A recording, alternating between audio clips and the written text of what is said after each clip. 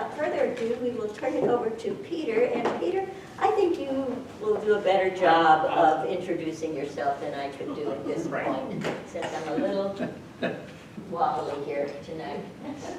Okay, I know some of you people have probably seen me talk before. I've got a few different things tonight, but for those of you that don't, I'm a lifelong Michigander. My name is Peter Sinclair. I live in Midland, where I was born. For the last 15 years, I've been a videographer specializing in climate and energy issues. Had a long history in energy and environment before that, too long to get into. But for the last 15 years, I have been producing a monthly video for the Yale University School of Environment. And in that capacity, I have interviewed thousands of scientists and engineers from around the world. And what I'm most proud of is that over that time, they have apparently come to trust me enough that they started to invite me out into some of the kind of crazy places where they do their field work. And I started doing that about 10 years ago. This was in the Northern Cascades. Is that you? No. Me holding the camera. And then the following year, I got a call from the gentleman in the middle there, Dr. Jason Box, who is now with the Danish Geological Survey. And he said, "Do you want to go to Greenland?" And I said, "Sure." And he said, "There's only one catch. You've got to raise 50,000 bucks." And so I had just gotten into a little bit of crowdfunding that year, and we actually raised 60,000 bucks. And that was the first year that we went to Greenland as something called the Dark Snow Project, which was an international sort of constantly changing group of scientists and communicators, and especially staging around the Greenland ice sheet. And so I just went back there for the 7th time this past summer. So that work and travel with scientists has really been just the heart of my education. And so I'm going to talk about some of the things that I've learned there. I'm going to talk about what happened this year. This is a satellite picture of our camp on the ice sheet in 2014. So that year I actually managed to spend a couple of weeks directly on the ice sheet. So that is a physics education right there.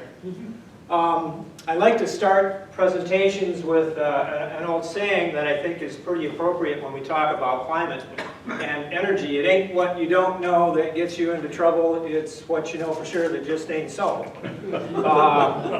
And as an example of that, most people say that that was said by Mark Twain, but it actually was not. So somebody said it, and it's probably never been more appropriate than the moment we're in right now. So bearing that in mind, this was July, I think July 9th, in Greenland, a place called Kangerlussuaq, which is one of the main air bases there. It's an old strategic air command base. You may wonder why airstrips in Greenland are commonly sited next to 500-foot granite walls. It's just because there's so many 500-foot granite walls. So we were traveling, I was traveling with a team to this location, which is a couple of glacial valleys up from Kangerlussuaq, not that far, only about a 10 or 15 minute helicopter ride, but very rugged country, as you can see. And it's a place up here on the southwest coast of Greenland called Isangwata-Sirmia. Sirmia means glacier. Isangwata means that place where all those mountains are. And I can definitely vouch for that. And so they wanted to go there to look at the outlet of this glacier. This is the upwelling of the meltwater from the glacier, which at this particular place goes down several hundred meters and sort of pressurizes below the glacier and then comes up in this big upwelling. Wow. And the scientists were wanting to get samples of this meltwater as close to the source as they could possibly be, because they wanted to measure methane in that meltwater, and they wanted to be as fresh, like right out from under the ground as possible. And so that was one of the more spectacular places that I've been to. I did manage to get a little bit of drone footage of that. These upwellings are actually not all that uncommon in Greenland. But this is what the surface of the ice sheet looks like. This is a little bit of the surroundings. You can kind of see people down there just for scale.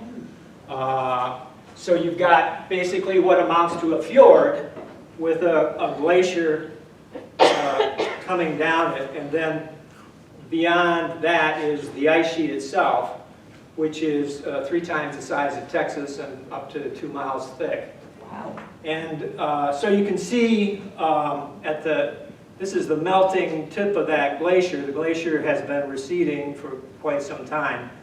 And all the dark stuff is basically just dust and pollen and soot and all the same kind of stuff that you see as the snow melts in Michigan in March. It starts to get dark, only just on a much larger scale here.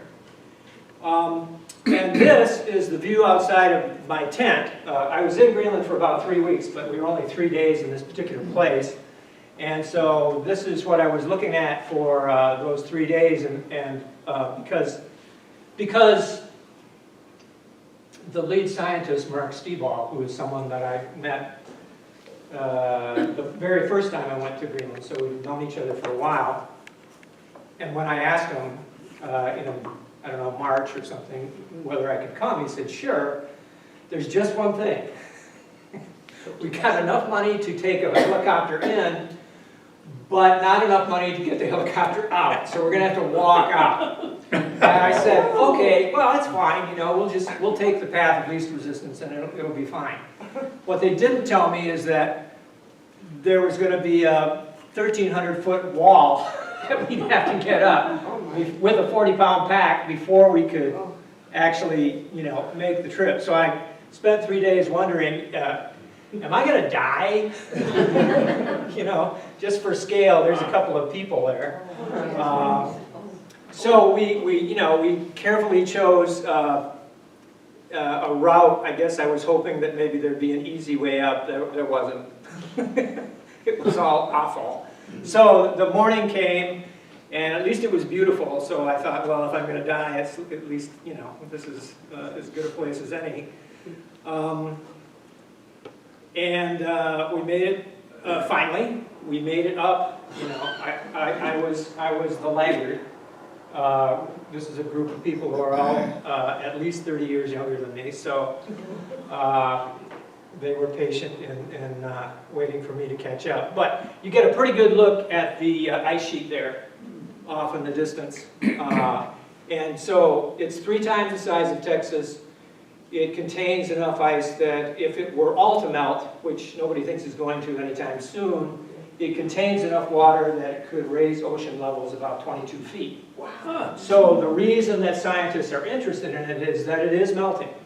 And so even a 5% or a 10% melt in Greenland is a big deal if you happen to live in, yes? Are you allowed to disclose any of the methane measurements that they've got? Oh, that's going to be published. Okay. And just, methane is something we worry about because it's a big greenhouse gas. Just real quickly, the story is, and I've talked to them in the last few weeks, so I have the updates, is the reason they went there is because somebody at a glacier nearby got a measurement that seemed really high. And so that's something you'd want to know about. And so they spent the whole summer going to more than one location. They went to half a dozen locations. And basically what they're finding out is, yeah, there's methane under there. It comes from rotting vegetative matter that the ice has kind of covered up over thousands or hundreds of thousands of years. but it's not such a large amount coming out of there that they're terribly concerned about it like right now. I mean, we've got plenty of other methane sources to be concerned about, but it would appear that this is not like some brand new one that is going to really rock our world. So, so we walked out, and I looked up on the hills there. I said, Jesus, there's some big rocks up there. Those rocks are moving. These are musk oxen. And they're not oxen, they're more like mountain goats, like really, really hairy, prehistoric looking mountain goats. Wow. And they were pretty curious about us, because we walked about 14 kilometers to get out of there, and they're kind of just watching us from the hillsides pretty much most of the trip. This group finally decided to take off. They got bored or something. And you can see it's kind of a family. They've got little ones.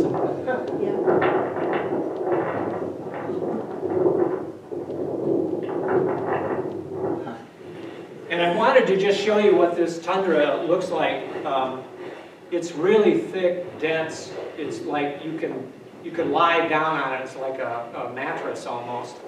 And when you step on it, you sink way down, and sometimes you sink into mud that will just suck your boots right off, and sometimes you hit a rock that will, if you're not careful, twist your ankle and send you down. So it's walking 100 feet in tundra like that is it's no easy task. But we did finally make it. It was like a long day. And we finally made it. You can kind of see this road here going along the edge. That is the longest road in Greenland. It's about 25 miles long, 40 kilometers. And there's a good reason for that. I mean, there's just not very many places to go in Greenland. But this one was actually, I understand the story is this was built by Volkswagen because they wanted to drive out here to the edge of the glacier, and they wanted pictures of Volkswagens driving on the glacier. That's the story. So anyway, about 10 miles from there is this ice wall, edge of the ice sheet, where I took this picture in 2015 because I was camping there, and there's the road down here. So that's the road that I showed you before. So I was like up maybe 100 meters up on a bluff where I camped, and I took this picture of this very striking ice wall. And so going there again this time, 7 years later, I thought it would be interesting if I could find that ice wall to take a picture and see if it's changed. So actually, it has changed. It had changed so much that I actually drove by it without recognizing it the first time. But this is what it looks like now. And this picture, I was actually just down on the road, so it's actually much closer. And what you can see is the ice wall itself is just about ready to disappear, and the ice is peeled back from all these hillsides, and now you can see these mountains back in the distance because the whole ice sheet itself has just lowered. And so surface melt, that's an important thing to know about Greenland, is that the big dynamic on Greenland is just that it's a big pile of ice. There's more and more warm air coming up the sides, like washing up like waves on the sides of that, and it's just melting, and it's just sinking.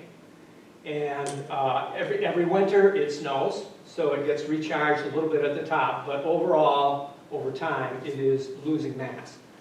And Question? yes, What's the rock, basically? what is the rock? Yeah. Well, I mean, it's various kinds of granite. You know, it's Yeah, the granite wall. yeah, and I'm not a geologist, but that's basically what I pick up. It's some of the oldest rock in the world. It's very similar to the rock that you see in, like, say, Iceland and Scotland. You know, the landscape is very much the same. Norway, the terrain and everything across that northern tier is very, very similar. Okay. So this is Dr. Box, the man that first invited me to Greenland. He's since become a little bit of a media star. He was on a Netflix production here just talking about the current status of Greenland. So in the current climate, Greenland is already beyond its threshold, where it's now losing 10,000 cubic meters of ice per second. That's the average loss rate. Now, that loss rate will only continue as the climate heats up. So, as I mentioned, Greenland's 3 times the size of Texas. Greenland is melting. On the average, as he said, 10,000 cubic meters, what, a second? Yeah. And we know that because we're measuring with satellites and we keep a pretty good track. So Greenland is going to give us something like a foot of sea level rise in the coming century. That's already locked in. No matter what we do, you know, I would say that's if we're like on our best behavior as planetary citizens. We've got about a foot of sea level rise just from Greenland locked in. Now, Antarctica is 10 times the size of Greenland. So Greenland is 22 feet of sea level, Antarctica is 200 plus feet, and Antarctica is starting to move. 20 years ago, if you read the Intergovernmental Panel on Climate Change report from 2000, they kind of, they felt like we wouldn't really see that much change in the ice sheets. They thought that the increased snowfall would sort of balance out the melt and it'd be sort of a wash for most of the century. But in those 20 years, what we've seen is Greenland has really taken off, and Antarctica is now starting to perceptibly move as well. So the estimates of sea level rise that we're going to see have continued to creep up over the last 20 years. And we're now, I think the most recent studies that I've seen tell us to expect globally a sea level rise of around a foot by mid-century, 2050. We're expecting to see another foot. So it's accelerating. It's exponentially accelerating. So when we have storms like Hurricane Ian, and you have 6 foot of storm surge, it means that 6 foot will be riding on an additional foot of sea level, so it's 7 foot. So it enhances the destructiveness of storms, and it just gradually eats away on a day-by-day basis as the tide comes in and tide goes out, and coastal areas around the world. So all those conservative Republicans down in Florida are going to be asking us blue state socialists to bail them out more and more and more as time goes on. There's no end date to this. It just keeps on building.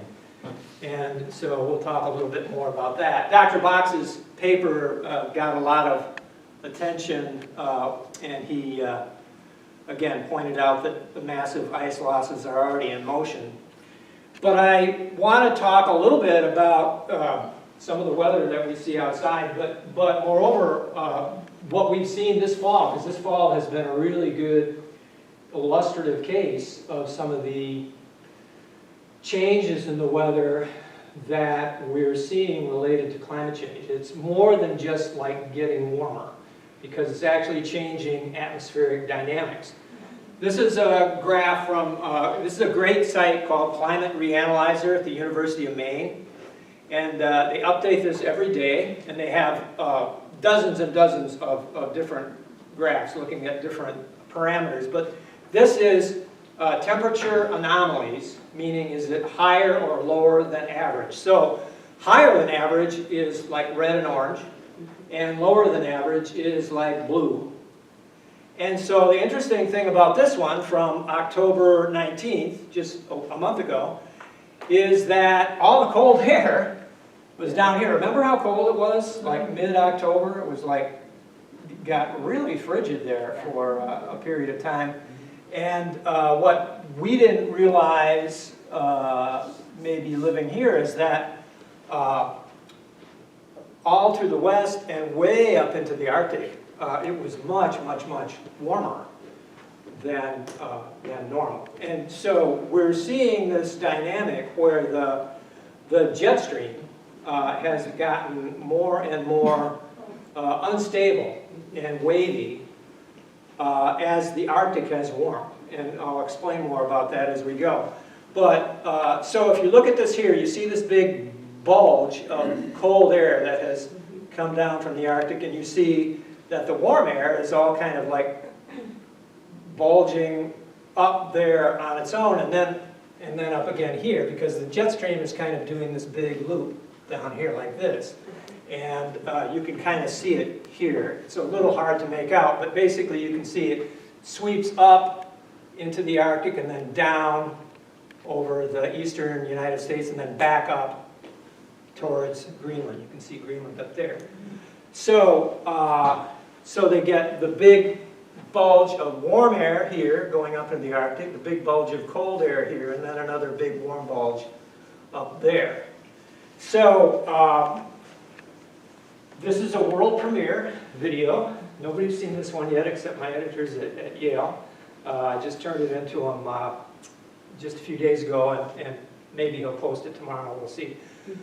But you'll see a number of scientists here that I have gotten to know pretty well who have been looking at this whole process of as the sea ice retreats up in the Arctic Ocean, then you have huge areas the size of Alaska or California and Texas combined, that used to be reliably covered with ice throughout the year and would stay pretty much below freezing most of the time.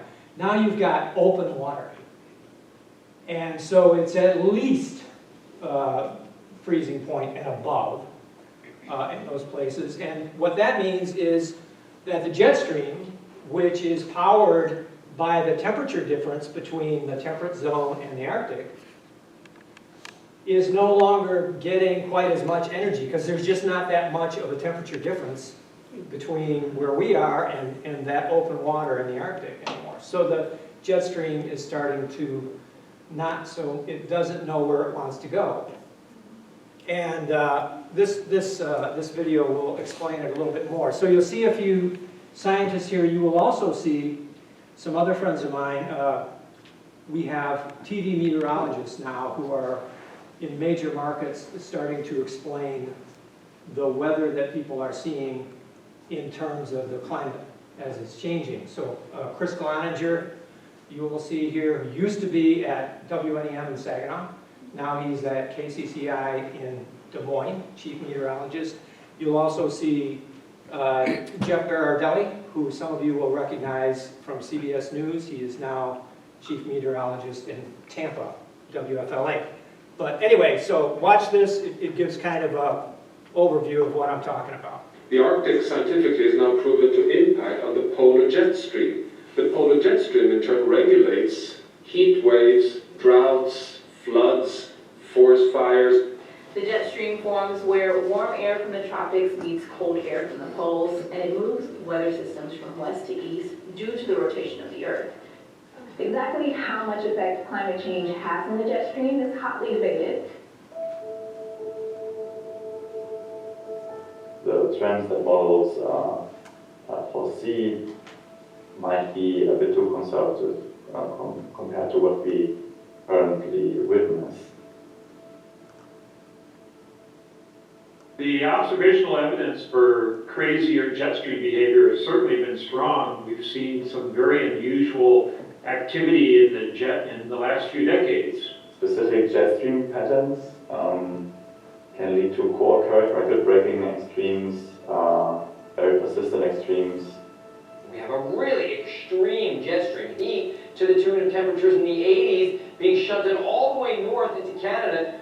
Theoretical and the computer modeling evidence for this has been more limited. It's just a tough nut to crack. Now, as global mean temperatures increase, these persistent weather patterns are more and more linked to very extreme weather situations. Extreme heat waves and forest fires have plagued France, Italy, Spain, and Portugal for weeks.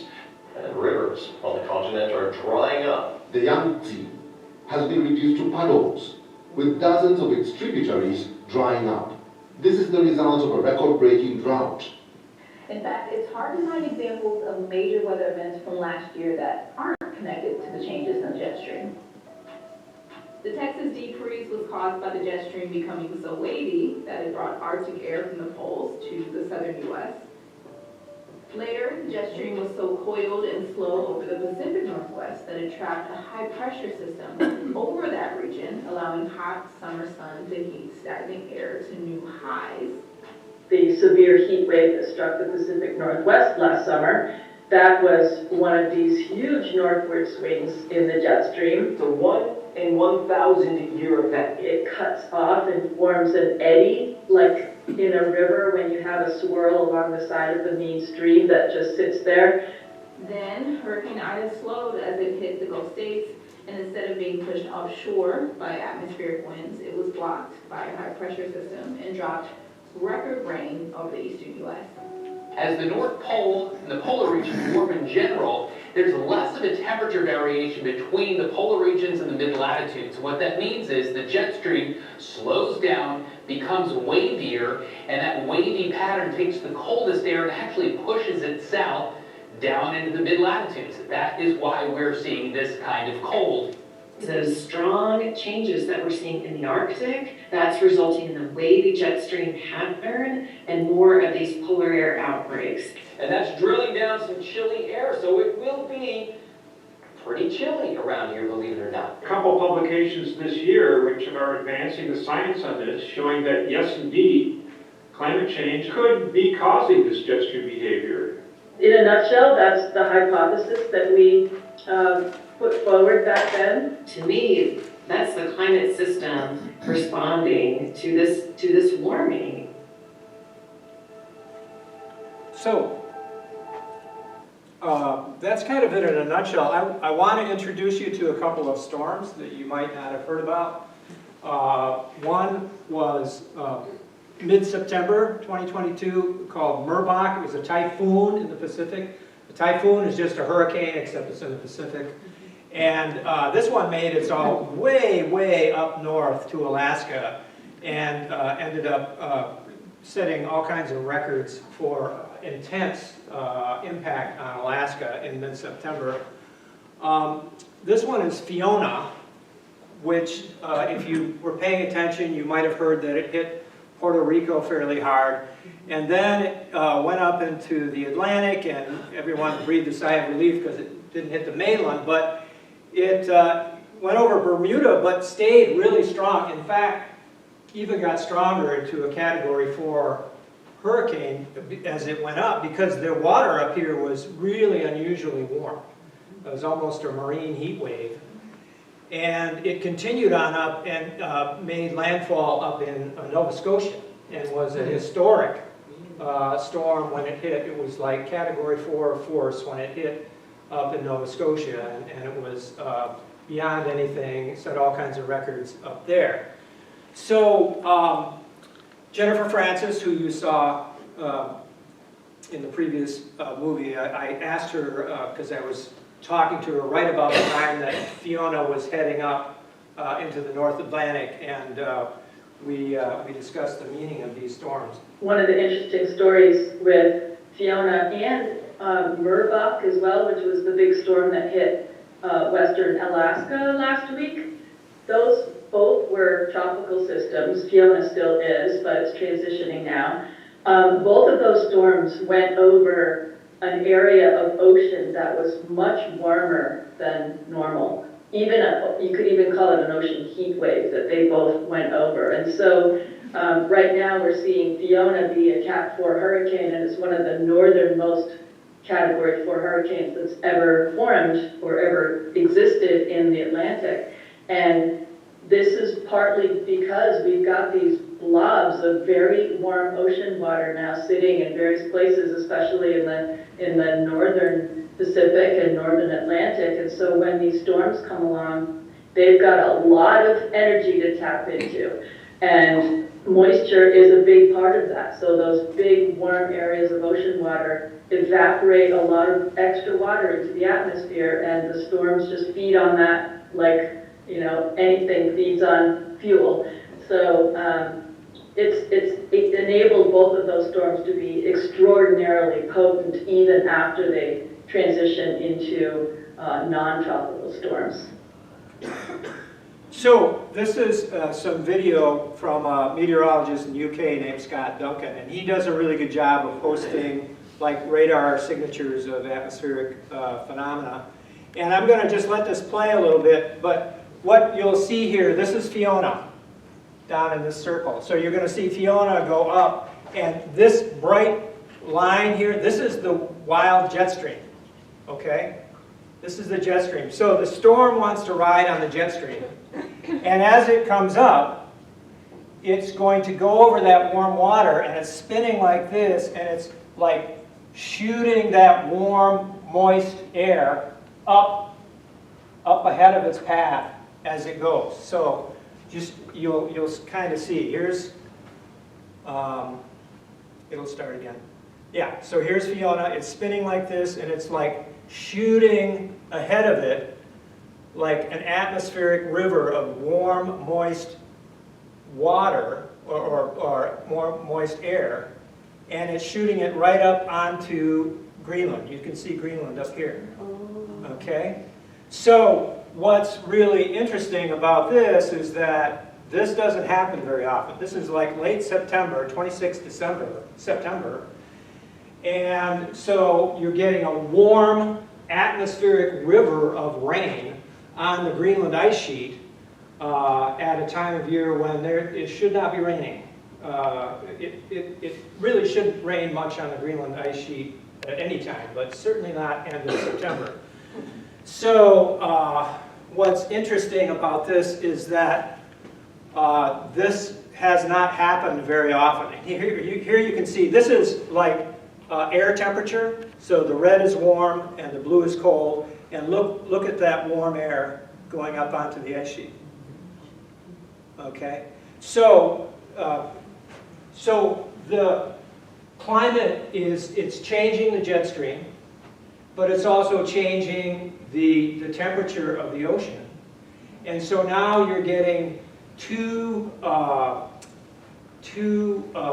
separate climate-enhanced effects that are starting to like synergize and interact with each other and create an event that is very, very, at least very, very unusual, if not like completely unique. So that's the kind of thing that climate modelers and ice modelers can't really account for in looking ahead at what's going to happen to a place like Greenland, because the climate models simply don't account for events like this because nobody's ever seen it before. And we don't know how much impact this is going to have. We do know that rain event caused a visible spike in melt from Greenland just because of all the warmth and just the warm water that it brought. But that kind of thing is not well accounted for in our models going forward. So we don't really know what it means in terms of how often that's going to happen and what kind of acceleration that might bring. This is a satellite of that atmospheric river going up onto Greenland. You can see Greenland up here. And here's all that moisture going up well onto the major part of the ice sheet up there. So this is a geography quiz.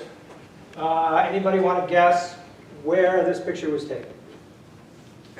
Lake Mead? Close. Mississippi River. Oh, Memphis, Tennessee, October 25th. oh, man.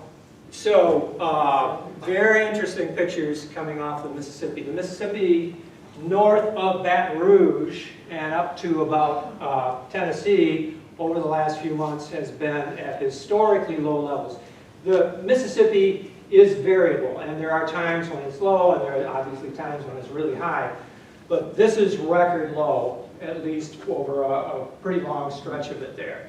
And it was hugely impactful and has cost us a lot of money because barge traffic on the Mississippi is the major way that most of our agricultural produce goes out to the world. So farmers were finding themselves, they couldn't get their produce out on barges as they usually do, so they either have to sit on it or truck it out, which is much more expensive, or sell it to someone at a really reduced rate.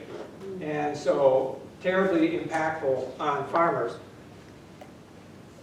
And not just the Mississippi this year. This year's been a little bit unique because in Europe over the summer we had not just the Rhine, but the Seine, the Danube, the Po, all of the great rivers of Europe were way down. And they were running into the same kind of problems there because those are major shipping routes. So they were having a huge heat wave. They needed a lot of extra energy to peak electricity use for air conditioning. But at the same time, nuclear power plants were having to derate or cut back or shut down because the ones that were located on rivers, the water was either not available or too warm, so that if they use it for cooling, then they warm it up so much that they kill everything in the river. So they have to shut down the nuclear plants. The coal plants couldn't get the coal because it's shipped by barge on the river and the barges weren't getting through. And at the same time we had a war going on in Ukraine and Russia was throttling back on their gas supplies at the same time. So we're in an era where we have autocrats in Russia who are wanting to use fossil fuels as a weapon against us, as a weapon against democracy globally. And so we have that dynamic along with this climate dynamic going on at the same time. And of course we talked about the NHCs. And this is today. This is the National Oceanographic and Atmospheric Administration's drought map. And it's pretty much like what you think. Yellow is kind of dry, abnormally dry, all the way up to dark red, which is exceptional drought. So you see in California, but look at Kansas and Missouri. I was in Missouri in August or September, and every riverbed was just sandbar. And it was just before the Mississippi really sort of crashed. But so even like right today, we're in something, I think Chris Cloninger said it was something like 84–85% of the continental U.S. is on some kind of abnormally dry condition right now. And the West in particular is in, even with some of the snow and rain that they've had, they are in the worst drought in the Southwest that has been seen in the fossil record for 1,200 years. So, you know, there are cyclical droughts that happen in the Southwest. We can see them in the fossil record, but there's not been anything like this, and the scientists that have been looking at it say that it's because the temperature, on average, is a degree centigrade or so warmer, and that just means for the same temperature, you're going to evaporate more moisture. There's more evaporative demand coming off of the soil and the plants and everything else. So very, very dry. And the outlook, this is the current soil moisture, and this is the outlook of the period that we're in up until the end of January. So we're not expecting a whole lot of relief for that drought, at least in the next few months. So, that's a lot. We could go on, but I like to talk about solutions because I think this is really important. And I'm spending probably most of my time now traveling around Michigan and the Midwest, trying to push back on misinformation about the solutions for climate change, primarily like energy production that doesn't burn stuff, like solar and wind and things of that nature. So this is a big preoccupation right now. Now I live in Midland, and we have an organization there called the Mackinac Center, which is funded by... No, we don't like them. They're like conservative. Dumbass. They're funded by the fossil fuel industry, the Koch brothers, of course, and a whole lot of dark money that goes in there. And their job is basically to push back on the clean energy transition that is happening now. And so this article came out in the Wall Street Journal in May, written by Jason Hayes. Jason is someone I've appeared with on TV and radio a few times. And he is the environmental expert at the Mackinac Center. And so he had this piece in the Wall Street Journal that said, electricity blackouts are coming to Michigan. And the nugget of the article was that the Palisades nuclear plant down in South Haven was being shut down. And just for the record, it would have probably been good if we could have kept that going for a while because it is low carbon energy. But that's another big discussion. But the story that he tells is that wind and solar are wholly dependent on the weather. And we have wind and solar in Michigan. It's not a whole lot. It's about 10%. It's not a whole lot. But they hate it. Mackinac Center hates it. Because they say wind and solar are wholly dependent on the weather. They must have ample backup from nuclear, coal, and gas-fired plants. So this is the story that is being put out there, is that wind and solar energy are inherently different from any other kind of energy or the traditional forms of energy, in that supposedly they have to be backed up. Because if you don't back them up, then horrible things will happen. And purportedly, nuclear, coal, and gas-fired plants don't have to be backed up, is the implication here. Well, so he predicts blackouts. He says we're going to have problems with the wind and solar. So what happened? This was May, so now we can look back and see how accurate was he. Well, he says, first of all, Michigan consumers will deal with the fallout in terms of higher rates and less reliability. Well, what happened was, in August 29th, at the peak of the air conditioning season, the Donald C. Cook nuclear plant, I think the technical term is puked on that afternoon. It failed, automatically shut down due to a coolant pump failure of some kind, which is sort of not uncommon feature of nuclear plants, because they have fantastically complex cooling systems and safety systems, which we want them to have. But they're so delicate that if some little thing shuts down, then an algorithm gets triggered and the whole plant gets shut down with no warning. And so 1,000 megawatts went offline on the afternoon of August 29th, like hot summer day. Do you all remember the blackout of August 29th? Nobody? Neither do I. We didn't have it. Because all nuclear plants are, of course, built to have extensive backup throughout the grid, just like any other kind of energy. You can't get a license for a nuclear plant from the Public Service Commission or any other kind of plant unless you can show what happens if this thing breaks and if it goes offline? Because nuclear plants not only occasionally shut down totally unexpectedly, but every 18 months or so, you have to shut them down and refuel them, and that takes about 4 to 6 weeks. So what are you going to do for the 4 to 6 weeks? Well, you have backups, okay? So the moral of the story is that anybody that tells you that solar and wind are more expensive or are somehow deficient or are somehow unique because they have to be backed up, you know, one of two things is true about that person. Either they don't know what they're talking about, which is most commonly the answer, or sometimes they do know what they're talking about and they're deliberately misleading you.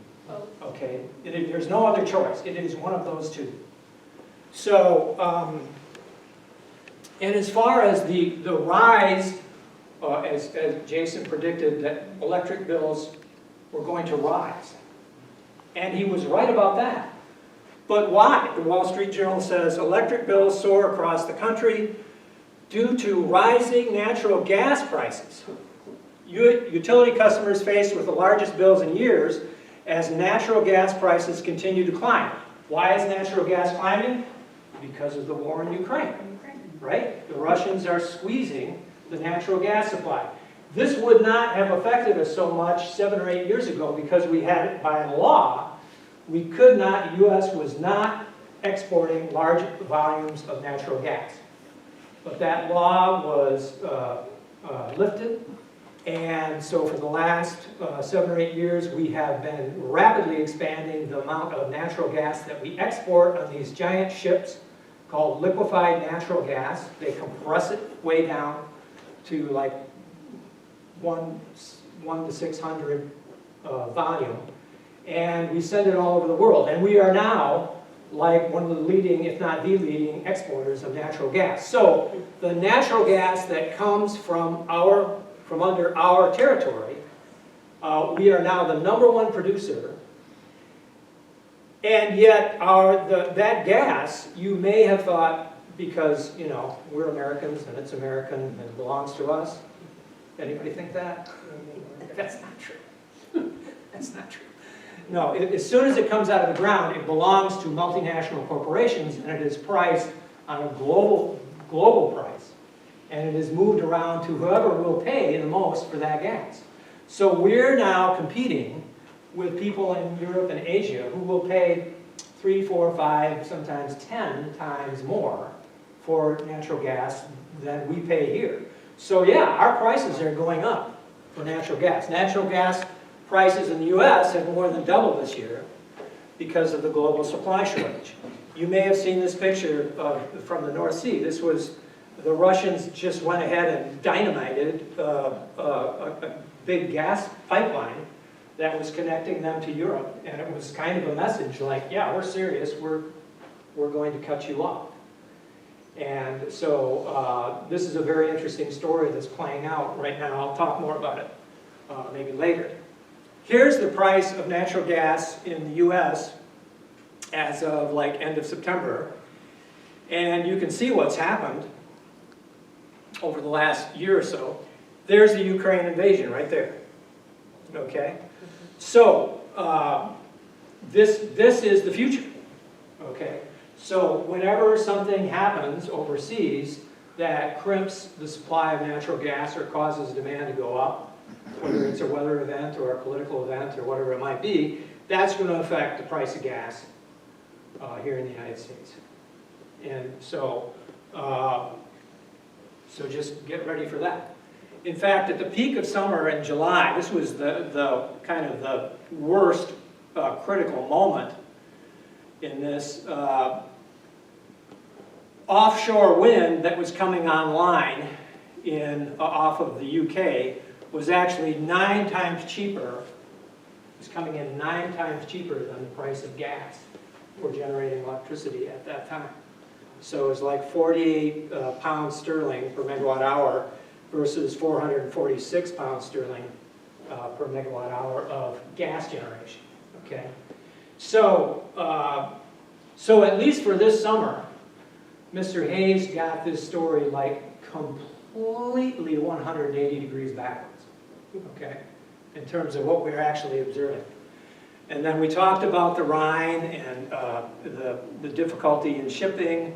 Low water levels were causing output at coal-fired plants to plummet, coal shortage because of low river levels, and problem for coal, nuclear, and hydro plants across Europe.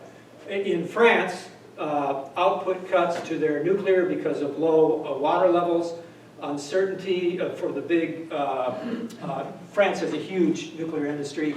As of August 29th, 57% of the nuclear generation capacity in France was offline, either due to warm water, low water, or simply because the plants are getting older and they're running into corrosion problems and cooling water problems of their own. October 23rd, this is still just a few weeks ago, in the Wall Street Journal, France's nuclear reactors malfunction as energy crisis bites. They swung from being one of the largest exporters of electricity to a net importer because of outages at reactors. Now, at the same time, in Texas generates a lot of energy, and they have a lot of, they are about 50% gas, 20% coal, 20% renewable, and 10% nuclear.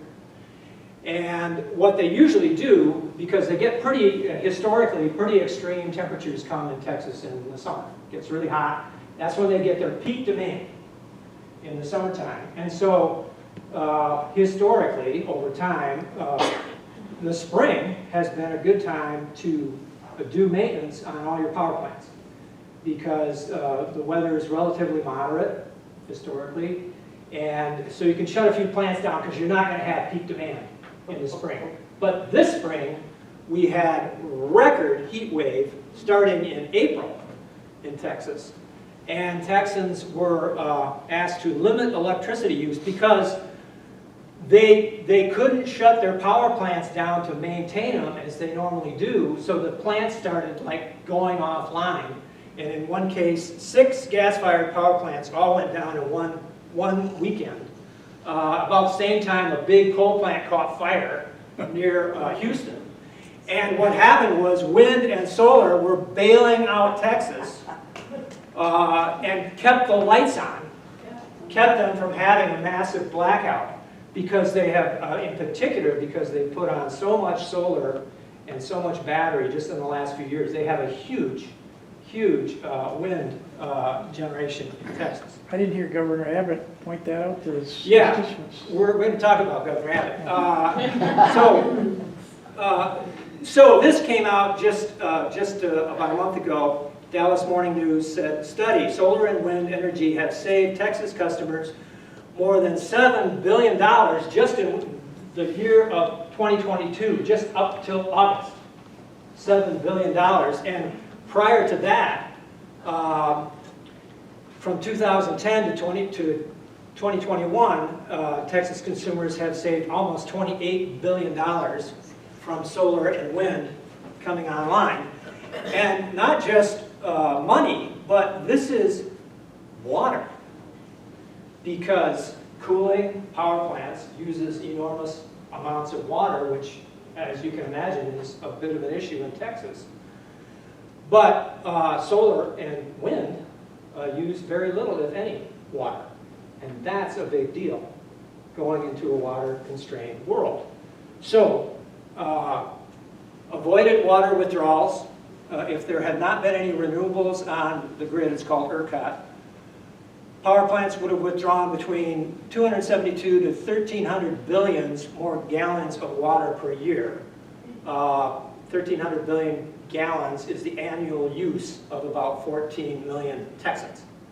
So enormous volumes of water saved because of renewables. Now, somebody might say, but Pete, I heard on the news that Texas had a big cold wave that hit them around Valentine's Day of 2021. And I heard that they had a big blackout because all the wind turbines shut down. I saw it on Fox News. So this is the big jet stream wave that came down into, way down, leaving into Mexico. This is right around Valentine's Day of 2021. I spent way too much time online, as my wife will tell you, and I was online that whole weekend, and I have a terrific Twitter feed. Forgive me. I have a terrific Twitter feed of energy experts, and there was like this chatter going on, like Texas, something bad is happening in Texas, because they were seeing this come down and it was starting to cool off, and they were starting to see things happen in Texas that were like really ominous, really ominous. So I called my friend Michael Osborne. Michael Osborne is the former CEO of Austin Energy, which is one of the biggest utilities in Texas. And I called him up and said, Michael, what the heck's going on? This sounds really serious. And he's sitting and able to look at what was going on with the grid in real time. And he said, yeah, gas lines are starting to freeze off. Power plants are shutting down. He said, I'm seeing this right in front of me. We could lose the whole grid. And so I was watching very closely, following my contacts online, but also following Texas media. So the Texas big TV stations like WFAA in Dallas, KHOU in Houston, KDUE in Austin, had amazing, amazing professional coverage of this event as it was going on. And I was also following, of course, the Houston Chronicle and the Dallas Morning News. And so I got a pretty good picture of how this whole thing unfolded, and I made a video, which sort of describes the whole thing. And I'll play that for you now, and you can kind of compare it to what you may have heard. 4 minutes and 37 seconds, ERCOT revealing tonight that's how close Texas was from a total collapse of its power grid. What we saw in Texas, was a colder, deeper, wider amount of weather that we've really, ever seen. We've had cold weather, we've had events that have led to failures before. We had really bad deep freezes in Texas in 1983, 1989, 2011, and 2021. And each one strained the grid and led to blackouts of one sort or another. But it feels like a replay of 2011 in terms of power plants tripping offline, the natural gas system freezing up, the gas freeze-offs causing more power plants to go offline, and then you have like a water crisis and this kind of thing. As several power plants around the state failed, Central Texas faced ongoing electric blackouts as ERCOT cut off power across the region, neighborhood by neighborhood. The feds had warned Texas of poor winterizing plans a decade ago after another big freeze crippled the state. But recommendations in this report, FERC's new chairman says, were largely ignored. But this one was colder and wider and lasted longer than previous events. All 254 Texan counties have imposed a winter storm warning. That's never happened before. As the cold Arctic mass came in, is we saw an extreme increase in the demand for heating in Texas as everyone was wanting to stay warm. About 60% of homes in Texas use electricity, 40% use for natural gas, and we just saw like an extremely high amount of heating. Now, we meet peak demands like this in the summer all the time. The difference between this event and that event is there was competition in the natural gas system. So while power plants were wanting to consume natural gas to make that electricity, homes were also wanting to consume natural gas for heating. And at the same time, our supply out of West Texas, we had some wells freeze off, some gathering lines freeze, and we weren't able to put more gas into the system, and we ended up short on the natural gas system. So some power plants couldn't get gas. Some other power plants also had freezing issues with cooling water or sensors or all kinds of things. When it all came down to it, we lost about 40% of our thermal fleet during the time when we were demanding the most amount from both of these systems. transmission connections between Texas and the rest of the United States are really pretty limited. So it's difficult for other places in the United States to come to their aid by shipping power. Every source of power that the state of Texas has been compromised. The entire natural gas system from the wellhead to the power plant really just broke down. Access to coal generated power, access to gas generated power also have been compromised, whether it be with regard to systems freezing up or equipment failures. It's just frozen right now. It's frozen in the pipeline, it's frozen at the rig, it's frozen at the transmission line. So and so they're incapable, the natural gas providers are incapable of being able to come up with the gas that feeds into the generators that generate the power that will send power to people's residences there in the Dallas area, as well as our nuclear power facility. One of the lead reasons in the Houston area in particular that caused power outages is the South Texas nuclear project was shut down because of an operational difficulty. Comanche Peak, which is a nuclear reactor, was within just minutes of going offline. And if that had happened, we really could have had a blackout. By far the biggest piece, the piece that overwhelmed every other piece of the story is the way that the gas systems and the gas electricity wasn't there when we needed it. Actually, it's more their natural gas plants that have been affected by the cold weather than it's their wind. And wind turbines had their trouble with ice on blades, but wind wasn't the biggest problem for the grid. The biggest problem for the grid was the frozen thermal plants, the plants that use coal or natural gas or nuclear that really didn't show up to perform. You hear the people who talked about the freezing of the wind turbines. It was a very small percentage of the power generation that was lost in Texas from renewables. The vast majority was from baseload generation. During the daytime, solar was the one thing that far outperformed and gave us way more power than we expected. It's a complex set of factors, but what we know right now is that the wind power plants are mostly meeting their expected performance levels. But what is not happening in Texas is that many of the thermal power plants, the plants that boil water to make electricity, like natural gas-fired power plants, coal-fired power plants, and at least one nuclear unit, are not producing energy. They're suffering outages, and that dwarfs the amount of wind resource that's not performing right now. So it really is a traditional power plant problem, not a clean energy problem. I and many others have been telling them for years, you should be starting to think about extreme weather events that we know are getting worse, demonstrably, regardless of your viewpoint on climate change and cause. Texas is in the gun sights for an awful lot of extreme weather, and extreme weather is getting worse and worse. We designed this entire grid for Ozzie and Harriet weather. We are already facing that max, and it's getting worse. So, you saw what Governor Abbott said.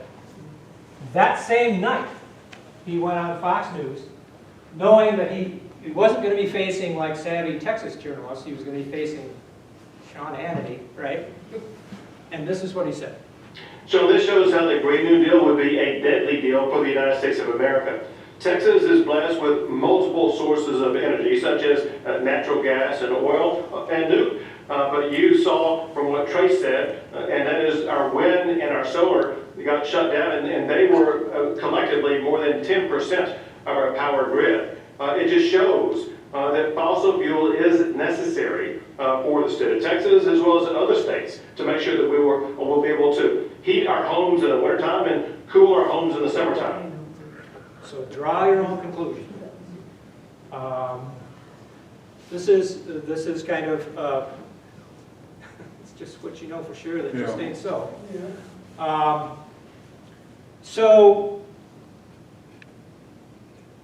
Yeah, the moral of the story is that the war in Ukraine is like turbocharging the energy transition across Europe. And it was, I think, part of the impetus for us to pass the infrastructure or the Inflation Reduction Act here in the States, which is going to be, I hope, turbocharging the transition that we have here as well. Many of the new clean energy targets in Europe aren't in place just solely for climate change reasons.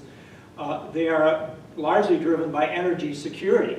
A lot of countries want to be at the leading edge of these industries, which they see as the most important economic drivers of this century. I'm going to leave you with some video I shot at a public meeting of the Isabella Planning Commission. This was the hearing for the wind park permit on January 21st, 2019. And so the Planning Commission had an open meeting. They had an opportunity for people to come up and express their opinions on what was going on. And a whole lot of people did, pro and con, mostly pro. And, but the one person that really brought the house down was not a professor at the university or a politician or a business leader. It was a humble farmer named John Fabian. And when you hear what he has to say, you'll understand why he affected so many people so deeply. Hello, my name is John Fabian, 6531 East Vernon Road, Rosebush, and my family is in support of this, and probably for a different reason than anybody in this room. In 2004, our son Eric Fabian, as an 18-year-old United States Marine, was sent to the country of Iraq, combat duty in a region called the Triangle of Death. And after 7 months of combat, he returned, but he still has physical and emotional scars from that duty. And the reason we all know these men were sent there was for energy in the form of crude oil.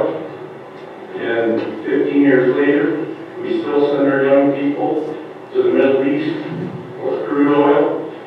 And projects like this that create the energy right here that's going to be used here, not put in a tanker and sent around the world. These are the projects we need. And so Apex is willing to partner with our family and put a windmill or wind turbine on our property. We're willing to do that, so maybe it will keep some other family from seeing their son or daughter sent to these foreign lands for energy when we can produce it right here.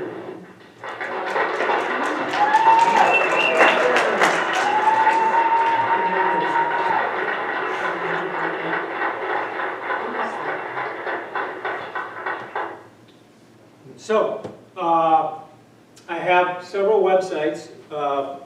One is wind101.info, sun101.org. These are sort of repositories for good information about clean energy that I want people to use and share online, because we're in a bit of a crisis right now in citing clean energy, because the fossil fuel industry and groups like the Mackinac Center have very shrewdly figured out that the choke point for this energy transition is at the local level in small town and rural places across the Midwest. If they can mobilize battalions of crazy, fearful, Facebook misinformed people to show up at these sleepy township hall meetings and shout down any proposals for building clean energy in their community, they can choke off or greatly impede this energy transition. And that is happening. So this is, if I have an action item for you today, it is find out where in your community, in your county, across the state, there are proposals for clean energy. They're everywhere. And show up at some of those township meetings, or write a letter, or write an email, or make a call to some of those officials and tell them that this is important to you, because they are under attack. They are being threatened with death for approving some of these projects. They are afraid to go out, some of them,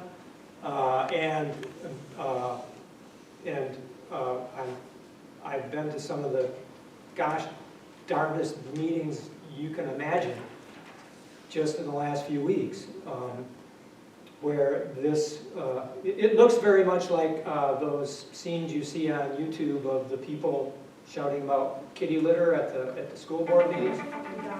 It's really, sorry about that. It's nuts. And so we've got to figure out a way to support these folks and do it really across the Midwest.